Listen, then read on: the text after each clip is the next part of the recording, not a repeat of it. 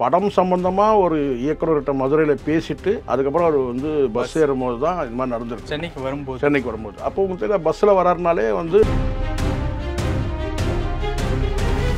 அதாவது ஒரு போராட்டமான ஒரு உள்ளம் இருக்குன்னு வச்சுங்களேன். ஜெயிக்கணுன்ற அந்த கனவோட வாய்ப்புகள் வந்து கிடைக்காமல் வாய்ப்புக்காக போராடி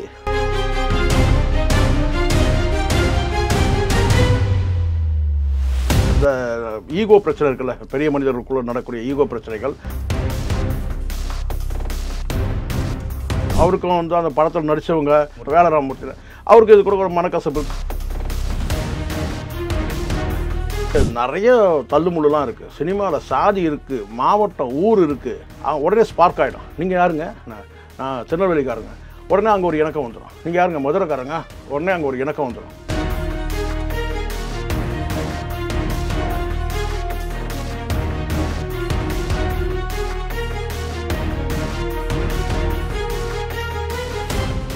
ரியல் ஒன் நேயர்களுக்கு வணக்கம். இன்று நம்மளுடைய நேர்காணலுக்கு பிரபல யூடியூபரான திரு சேகுவர் அவர்கள் நினைச்சிருக்காங்க. சார் வணக்கம். வணக்கம் தமிழ். வணக்கம்.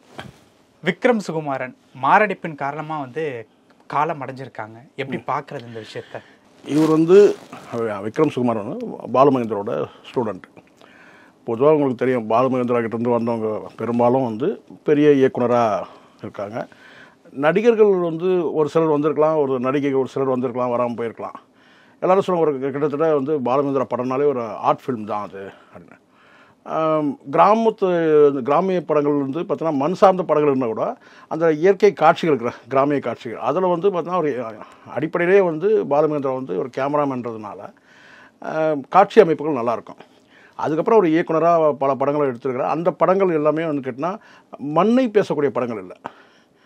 ஆனால் அவர்கிட்ட இருந்து உருவான விக்ரம் சுகுமாரனாக இருக்கட்டும், வெற்றிமாறனாக இருக்கட்டும், பாலாவை கூட சொல்ல முடியும். நம்ம பாலாவது வேறு வெரைட்டியான படம். பட் இவங்களுக்கு தான் கேட்டால் மண் சார்ந்த படம், மண்ணோட பெருமையை சொல்கிற மாதிரி இருக்கும். அதில் குறிப்பாக எனக்கு என்னென்னு கேட்டால் வெற்றிமாறனுக்கு இணையாக வரக்கூடிய ஒரு இயக்குனர் வர முடியாமல் போயிடுச்சு. அதுக்கு காரணம் 2013 ஒரு படம் கொடுத்துருக்காரு. அதுக்கப்புறம் ஒரு படம் கொடுத்துட்டு இன்றைக்கி வந்து 24-25 வரைக்கும் அவர் படம் இல்லாமல் இருந்திருக்கிறார். 2 படம் தான் இப்போ. ஆமாம், நடிக்கவும் செஞ்சுருக்கிறாரு. ஆனால் நடிப்பில் வந்து பெரிய அவருக்கு ஆர்வம் இருக்காதுன்னு நான் நினைக்கிறேன். ஒரு வேளை ஒரு இயக்குனராக சாதிக்கணுன்ற ஒரு வேலை அந்த ட்ரீம் இருந்திருக்கலாம், கனவு இருந்திருக்கலாம் அவருக்கு.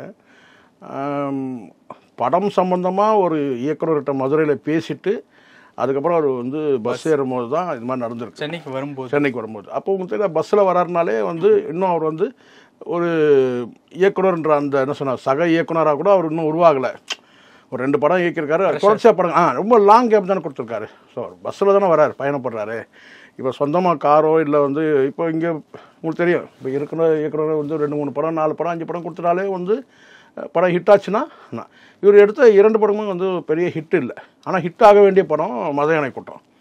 ஆனால் அதுக்கு காரணம் ஒருவேளை சூஸ் பண்ண ஆர்டிஸ்ட்டுகள் அது வந்து ப்ராப்ளம் இல்லாத ஆர்டிஸ்ட்டுகள் வந்து நடிச்சதுனால கூட போயிடலாம். ஆனால் வந்து கதை வந்து நல்ல கதை, பெரிய டிஃப்ரென்ஸ் இருக்காது மத யானை கூட்டத்துக்கும் ராவண கோட்டம் படத்துக்கும். ஏன்னா அதில் வந்து 2 ஊர் பெரிய மனிதர்கள், இதில் வந்து 2 நண்பர்களுக்குள் ஏற்படுற அந்த மோதல் அந்த காதலோடு சேர்த்து சொல்லிப்பார் ராவண கோட்டம். அதில் வந்து கேட்டால் முழுக்க 2 ஊர் பெரிய மனிதர்களுக்குள் நடக்கக்கூடிய ஈகோவில் நடக்கக்கூடிய யுத்தம் தான் மத யானை கூட்டம். 2 படமும் வந்து பார்த்திங்கன்னா வந்து ஒரு சாயலில் இருந்தால் கூட அந்த இயக்குனர் அந்த வாடை அடிக்கும். மத யானை கூட்டம் வந்து பெரிய அளவில் வந்து பேசப்பட்டது, ஆனால் வந்து கருத்தியலாக பேசப்பட்டது, கமர்ஷியலாக ஹிட் ஆகலை. ஓகே. அதுக்கு பிறகு அவருக்கு வந்து படங்கள் இல்லாத பெரிய கேப் இருந்ததுனால ஒன்று ஒரு சிலர் உங்களுக்கு தெரியும் நல்ல ஹிட் படம் கொடுத்தவங்க கூட இயக்குனராக வாய்ப்பு இல்லைன்னா உடனே அவங்க நடிகராக மாற்றிக்கிட்டு பல பேர் அது மாதிரி பயணிச்சிருக்கிறாங்க. தொடர்ச்சி சின்ன சின்ன கேரக்டர் நடிப்பாங்க. ஆனால் இவருக்கு வந்து பார்த்தீங்கன்னா ஒரு வில்லன் தோற்றத்துக்கான அந்த ஃபேஸ் இருந்து கூட வாய்ப்புகள் தொடர்ச்சியாக இல்லாதனால இயக்குனராகவே வெற்றி அடையணுன்ற அந்த கனவோடு இருந்திருக்கிறாரு. அதுதான் ஒரு கதையும் சொல்லிவிட்டு அவர் பஸ் ஏறும்போது தான் அந்த மாதிரி மரணம் அடைஞ்சிருக்கு. உண்மையிலே வருத்தமாக இருக்கும்.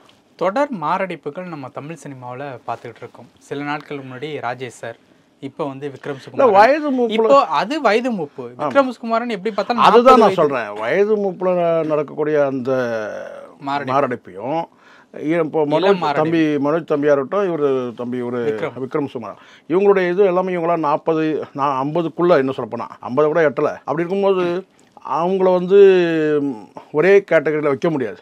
வயது மூப்பில் எப்படி இருந்தாலும் ஒரு மரணம்னு வரும்போது கேட்டால் ஒரு 75-80 வயசில் ஒருத்தருக்கு மரணம்ன்றது அது இயல்பாக நடக்குது. ஆனால் இது போன்ற வந்து வளர்ந்து வரக்கூடிய கனவை சுமந்து கொண்டு பயணப்படக்கூடிய நபர்கள், அது தம்பி மனோஜாக இருக்கட்டும், இவர் தம்பி சுகுமாராக இருக்கட்டும், விக்ரம் சுகுமார் இருக்கட்டும், இவங்களுக்கு வந்து சொல்லுவாங்கள்ல சாகிற வயசு கிடையாது. சாகிறதுக்குன்னு வயசு கிடையாது தான், எவ்வளோ நாள் வேணால் வாழலாம். ஆனால் இருந்தாலும் ஒரு இளம் வயதில் வந்து இறந்துட்டாங்கன்னா இவங்களுக்குலாம் சாகிற வயசு கிடையாது, இன்னும் நீண்ட காலம் இருந்திருக்கலாம். ஆனால் தமிழ் சினிமாவில் பெரிய ஆளுமைகள் வந்து அது முத்துக்குமாராக இருக்கட்டும், இவங்களாக இருக்கட்டும். ஸோ இதெல்லாம் வந்து ஒரு வகையாக கேட்டால் ஒரு இழப்பு தான் தமிழ் சினிமாவுக்கு. பெரிய ஆளுமைகள் வந்து பெரிய ஆளுமைகளாக வரக்கூடியவர்கள், இன்னும் சொல்லப்போனால் பெரிய ஆளுமைகள் அல்ல பெரிய ஆளுமைகளாக வரக்கூடிய தம்பி சுகுமார், விக்ரம் சுகுமார் மாதிரி, மனோஜ் மாதிரி இவங்கெல்லாம் இறந்து போகிறது சேர்ந்து பெரிய இழப்பு தான் சினிமா வந்து உலகத்துக்கு இழப்பு. ஓகே, இப்போ இழப்பு அப்படின்ட்டு நீங்கள் சொல்கிறீங்க இல்லையா? இப்போ விக்ரம் சுகுமாரனாக இருக்கட்டும், மனோஜ் அவர்களாக இருக்கட்டும், எல்லாருமே வயசுக்கு மீறின ஒரு ப்ரெஷரை எடுத்துக்கிறது தான் இந்த மாதிரியான மரணம் வரைக்கும் வந்து இழுத்து விடுதா? அப்படி இல்லை, இப்போது வயதுக்கு மீறின்னு சொல்ல முடியாது. வாய்ப்புகள் வழங்கப்பட்டு அவங்க பிஸியாக இருந்தாங்கன்னா அவங்களுக்கு அந்த சில கஷ்டங்கள், அதாவது ஒரு போராட்டமான ஒரு உள்ளம் இருக்குதுன்னு வச்சுங்களேன், ஜெயிக்கணுன்ற அந்த கனவோட ஒரு கேட்டால் வந்து வாய்ப்புகள் வந்து கிடைக்காமல் வாய்ப்புக்காக போராடி இல்லை கிடைக்கிற வாய்ப்பை வந்து பயன்படுத்திக்கிறாங்கன்னு வச்சுங்க, அவங்களுக்கு ஒரு வகையான ப்ரெஷர் இருக்கும். சந்தோஷத்துலேயே கூட இறக்குறவங்களாம் இருக்கிறாங்க. ரொம்ப ரொம்ப அளவுக்கு மிகுதியாக சந்தோஷம் இருந்துச்சுன்னா கூட அவங்களுக்கு வந்து அந்த மாதிரி மரணங்கள் கூட நடந்திருக்கு, அது ரேராக கூட இருக்கலாம். ஆனால் இவங்களுக்கெல்லாம் நான் கேட்டால் வந்து இழப்பு தாங்கக்கூடிய அந்த சக்தி இல்லாதவங்களாக இருப்பாங்க, அல்லது இந்த போராட்டங்களை எதிர்நோக்கி ஓடிக்கிட்டே இருக்கிறவங்களா இருப்பாங்க. அவங்களுக்கு வந்து ஒரு மாதிரியான டிப்ரெஷன் வர்றது தான். நம்ம பெரிய தேர்ந்த மருத்துவர் தான் இதை சொல்லணும்னு கிடையாது. தேர்ந்த மருத்துவர்களும் இறந்துருக்குறாங்களா சார்? இப்போது ஆமாம், இப்போது எல்லாரும் சொல்கிறாங்க ராஜேஷ் சாருக்கு வந்து 75 வயசு ஆகிடுச்சு, வந்து பார்த்திங்கன்னா வந்து அவர் வந்து யோகா பண்ணுறாரு எல்லாம் சொல்கிறாங்கல்ல. நான் சொல்கிறேன்னு கேட்டால் 4 மாதத்துக்கு முன்னாடி டாக்டர் செரியன் இறந்துட்டார். அவர் வந்து இதய மாற்று அறுவை சிகிச்சையில் நம்பர் 1 இந்தியாவில் முதல்ல அவர் தான் பண்ணார் ஃபஸ்ட்டு. அதுக்கப்புறம் எண்ணற்ற பேருக்கு கேட்டால் ஹார்ட் ஆப்ரேஷன்லாம் பண்ணியிருக்கிறார், நிறைய இதயம் சம்மந்தமான பெரிய ரெக்கார்டு வருது. அவரும் தான் இறந்துட்டார் 4 மாதத்துக்கு முன்னாடி, 82 வயசு அவருக்கு, அவ்வளோதான். இவருக்கும் இன்னும் ஒரு 7 வயசு வித்தியாசம், அவ்வளோதான் ராஜேஷ்க்கும். ஸோ அதனால் அது போன்ற நான் யோகா பண்ணேன்னா ஆசன ஆண்டியப்பன் இறக்கலையா? அவர் தான் யோகா பண்ணால் இறக்க மாட்டாங்களே. ஆனால் அந்த வயது மூப்பில் நடக்கக்கூடிய மரணங்கள் வேறு. பட் தம்பி ஒரு விக்ரம் சுகுமார்லாம் வந்து கேட்டால் அவங்களுக்குள்ள ப்ரெஷர் வேறு, டிப்ரெஷன் வேறு. பஸ்ஸில் வரப்போ தான் ஒன்று. ஆமாம், அதுதான். ஒரு வேளை ஏற்கனவே அவங்களுக்கு சின்ன இருந்திருக்கலாம், சிம்டம்ஸ் இருந்திருக்கலாம், அதை கவனிக்காமல் கூட இருந்திருக்கலாம். பெரிய பணம் முதலைகளே கூட உடம்பை வந்து பராமரிச்சிக்காமல் வேறு ஏதோ ஒரு நம்பிக்கையில் இருந்துடுறாங்க. உடம்பு வேறு வெயிட் போட்டிருப்பாரு நல்லா அப்படின்னு நான் பார்த்த மாதிரி தெரியல. படங்களை அவர் நடிச்சிருக்கிறாரு, 1-2 படங்களை அவர் நடிச்சிருக்கிறாரு. அந்த அளவுக்கு முக்கியமான கேரக்டர்னால் கூட ஆடுகளம் படத்துக்கு உரையாடல் அவர் தான் எழுதியிருந்தா சொல்கிறாங்க. குறிப்பிட்ட சில காட்சிகள் அந்த வேட்டியை மடித்து கட்டிட்டு ஆடுதலால் இது கிராமங்கள் முழுக்க அவருடைய அந்த 2 படமும் நான் பார்க்குறேன். 2 படமும் வந்து பார்த்திங்கன்னா வந்து அந்த கிராமத்தில் உள்ள அந்த மக்களுடைய வாழ்க்கை நேட்டிவிட்டியை சொல்கிற மாதிரி தான் இருக்குது. ஸோ அந்த மாதிரிலாம் வந்து கிராமங்களில் பயணிக்கிறவங்களுக்கு தான் தெரியும் அந்த சிம்டம்ஸ். அந்த ஆடுகளம் படத்தில் அந்த லுங்கியை மடித்து கட்டிட்டு அந்த டான்ஸ் ஆடுறதெல்லாம் இருக்குது. அந்த மாதிரிலாம் வந்து முழுக்க கிராமத்து மக்களுடைய வந்து வாழ்வியலை சொல்கிற மாதிரி தான் ஒரு படங்கள் அமைஞ்சிருக்கு. இங்கே தான் உங்களுக்கு தெரியல சினிமாவில் சாபக்கேடு என்னன்னு கேட்டிங்கன்னா வந்து பிரம்மாண்ட இயக்குனர் சொல்லிட்டு பார்த்தோம்ல கேம் சேஞ்சரில் வாக்குச்சாவடிக்குள்ளே போய் வாக்குப்பெட்டிகளை வந்து முதலமைச்சரும் கேண்டிடேட் 2 பேருமே அடிச்சுப்பாங்க. வாக்குச்சாவடி வந்து கேட்டால் தும்சம் பண்ணுற மாதிரி. அது எங்கேயும் நடந்திருக்கு? எங்கேயும் நடந்துக்கல. உண்மையை சொல்கிறவங்களுக்கு இங்கே வந்து மதிப்பில்லை. ஆனால் கற்பனைக்கு எட்டாத ஒரு பொய்யை சொன்னான்னா அவனை பெரிய இயக்குனர் தூக்கி தலையில் வச்சுன்னு ஆடுறாங்க சொல்கிறேன் நான். ஆனால் அவங்களுக்கும் தான் வாய்ப்பு இல்லாமல் போகுது, அது வேறு விஷயம். ஆனால் இப்படி ஒரு கமர்ஷியல் உலகத்திலே இருக்குது சினிமா. இன்னும் நமக்கு இப்போ இவங்கெல்லாம் வந்து மகேந்திரன், பாலு மகேந்திரன் இந்த மாதிரியான வந்து வரக்கூடியவங்க. இப்போ பாலா வந்து முழுக்க கேட்டால் வந்து பர்சனல் ப்ராப்ளம் அவருக்கு இல்லைன்னாக்கா பாலா கிட்டது இன்னொரு பாலு மகேந்திரா பாலா நிறைய பார்த்துருக்கலாம் நம்ம. அவர் வந்து பார்த்திங்கன்னா வந்து எடுத்ததே எடுக்கக்கூடிய சூழல் எதனால் வருதுன்னு கேட்டால் புதுசாக சிந்திக்கிற அளவுக்கு வந்து அவருக்கு வந்து அந்த மாதிரியான வாழ்க்கை முறை அவருக்கு இல்லை. யாருக்கு? பாலாவுக்கு புதுசாக சிந்திக்கிறதுக்கு ஒரு குறிப்பிட்ட சம்பவம் அவர் பாதிக்கப்படுதுன்னா அந்த சம்பவத்தை மையப்படுத்தி அதை வச்சு ஒரு படம் எடுக்கிறார். அது வந்து நம்ம வந்து அதுக்காக குறைச்சி மதிப்பு இல்லை பாலாவை. இன்னொரு வந்து பார்த்திங்கன்னா இப்போது வெற்றிமாறன் போன்றவங்களாம் சிறந்த இயக்குனர் தான். ஆனால் ஒரு கட்டத்துக்கு மேலே அவங்களும் சாதி வளையத்துக்குள்ளே அப்படி போயிடுறாங்க. அந்த பட் இப்போ விக்ரம் சுகுமாரன்லாம் பொறுத்த வரைக்கும் அந்த வாய்ப்பு கிடைக்காத சாதி சொல்ல அங்கே கிராமத்தில் இருக்கக்கூடிய மக்கள்கிட்ட இருக்கிற அந்த ஈகோ பிரச்சனை இருக்குல்ல, பெரிய மனிதர்களுக்குள்ள நடக்கக்கூடிய ஈகோ பிரச்சனைகள், அதில் மக்கள் எப்படி பிரிச்சாள்றாங்க, ஊரை எப்படி பிரிச்சாள்றாங்க, இதில் வந்து எப்படி வந்து உள்ள கார்பரேட்லாம் உள்ள வந்து எப்படி நுழையிறானுங்க. ஸோ முழுக்க கதையாக இருந்தாலும் கூட வந்து கற்பனை கதையாக இருந்தாலும் கூட ஏதோ அந்த சம்பவங்கள்லாம் வந்து நமக்கு எங்கேயோ நம்ம ஊரில் நடந்த மாதிரி, இது நம்ம ஊரில் இப்படி இருந்தால் நல்ல ஒரு ஆள் அப்படின்ற மாதிரி தோணும் நமக்கு. அதை வரக்கூடிய கேரக்டர்கள் சொல்கிறேன். அந்த வகையில் எனக்கு வந்து கேட்டால் நல்ல ஒரு இயக்குனராக வந்திருக்கணும், இன்னும் பெரிய இயக்குனராக வந்திருக்கணும். வாய்ப்புகள் இங்கே தான் நான் சொல்கிறேன்ல, முழுக்க கமர்ஷியல், இங்கே வந்து கமர்ஷியல் ஆட்டி படைக்குது. அப்படி இருக்கும் வியாபாரம் ஆட்டி படைக்குது கேட்டால் ஒரு படம் வந்து ஒரு ஹிட் படம் கொடுத்துட்டாருன்னா வந்து கேட்டால் அதே பாணியிலே இன்னொரு 4 படம் இறக்கலாம்னு நினைக்கிறேன். புதுசாக சிந்திக்கிறதுக்கு அங்கே வந்து இங்கே ஆட்கள் இல்லை, புதுசாக சிந்திக்கிறவனுக்கு வாய்ப்பு இல்லை. விக்ரம் சுகுமாரனுக்கு வாய்ப்பு இல்லாமல் பண்ண வாய்ப்பு இல்லாதது அவருக்கு ஒரு டிப்ரெஷனாக இருந்திருக்கலாம் சார் கண்டிப்பாக. ஏன்னா அவர் பயணப்பட்டிருக்கிறாரு. பயணத்தில் தான் வந்து சினிமாவில் வந்து அவருக்கு நீண்ட ஒரு கனவு இருந்திருக்கு, பெரிய கனவு இருந்திருக்கு. அதில் வந்து பார்த்திங்கன்னா அவருக்கு வந்து இங்கே தயாரிப்பாளருக்கு கிடைக்கிறது பெரிய விஷயம் இல்லை. அப்போ அந்த தயாரிப்பாளருக்கு வந்து பார்த்திங்கன்னா இவரை ப்ரூவ் பண்ணணும். இப்போ 2 படம் கொடுத்துருக்காரு தான். அந்த 2 படத்தில் வந்து ஒரு படம் வந்து பெரிய அளவுக்கு கருத்தியால் தான் மத யானை கூட்டம் வந்து ஹிட், கமர்ஷியலாக இல்லை. இங்கே கமர்ஷியல் தான் எதிர்பார்க்குறாங்க, வெற்றி எதிர்பார்க்குறாங்க. அப்போ வந்து என்ன சினிமாவில் அடுத்த கட்டமாக அவர் வந்து ஒரு நடிகராவது வளம் வந்திருக்கணும். அதுக்கும் அவங்க வாய்ப்பு இல்லாத போது இப்போ வந்து ஒரு 10 வருஷம் கழித்து மறுபடியும் வந்து ஒரு படம் கொடுக்கறதுக்காக அதுக்கான வேலைகள் இருக்கும்போது தான் இந்த மரணம். அப்போது டிப்ரெஷன் இருந்திருக்கலாம். இது ஒரு வகையான என்ன கேட்டால் பொருளாதார சூழல்னு ஒன்று இருக்குல்ல, பொருளாதார சூழல் நல்லா இருந்தால் தான் உடம்பை கவனிச்சிக்க முடியும். அப்படிப்பட்டவங்களே தவற விட்டுறாங்க.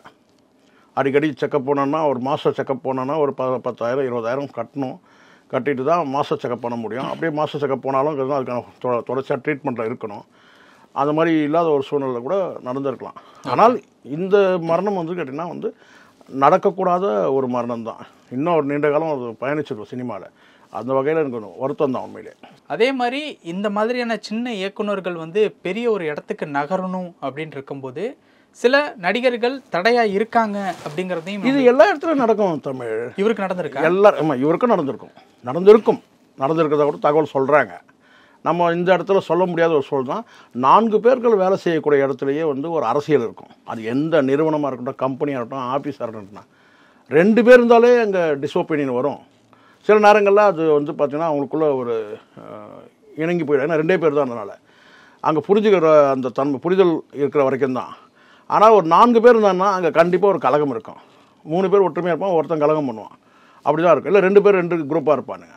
சரி, இதில் மட்டும்தான் அரசியலாக போயிட்டுனா அதுலேயும் வந்து பார்த்திங்கன்னா வந்து இவன் வரக்கூடாது அவன் வரக்கூடாதுன்ற அந்த மாதிரி தள்ளுமுள்ளுலாம் நிறைய இருக்குது. அதனால தான் இந்த சினிமாவுக்குள்ளே போகிறதுக்கே நமக்கு வந்து ஒரு அலர்ஜி தான். ஓகே. ஏன்னா நிறைய பாலிடிக்ஸ், சின்ன பாலிடிக்ஸ் நிறைய இருக்கும். வாய்ப்பை கெடுக்கிறது, வாய்ப்பை தட்டி பறிக்கிறது, இதெல்லாம் நிறைய. அதனால தான் வந்து ஒரு 60-70 ஆண்டு காலம் பயணிக்கிற வந்து கமலஹாசன் சொல்கிறாரு என்னென்னா வந்து கேட்டால் சினிமாவில் கெட்டவங்க நிறைய இருக்கிறாங்கன்னு சொல்கிறாரு. ஸோ அதனால் வந்து இப்படி தான் வந்து நம்ம பார்க்குறோம். நிறைய வந்து பாலிடிக்ஸ் இருக்குது. அதில் வந்து குறிப்பாக அவர் அவருக்கும் வந்து அந்த படத்தில் நடித்தவங்க வேலமூர்த்தின்னு ஒரு நடிகர் இருக்கிறார் தெரியும். அவர் பெரிய அறிமுகமான நடிகர் தான். அவர் பெரிய நடிகர் இல்லை, ஒரு அறிமுகமான நடிகர் வேலராமூர்த்தி. அவருக்கு இது கூட ஒரு மனக்கசப்பு இருக்குன்றாங்க. ஸோ இந்த மாதிரி வந்து சினிமாவில் மனக்கசப்புகள்லாம் வந்து பஞ்சம் கிடையாது, நிறைய இருக்குது. ஓகே. அதை பேசினா தான் சில பேருக்கு கஷ்டமாக இருக்குது. இங்கே கனவுகளை சுமக்கிறது வந்து அறிவு தான், பிரெயின், மூளை தான்.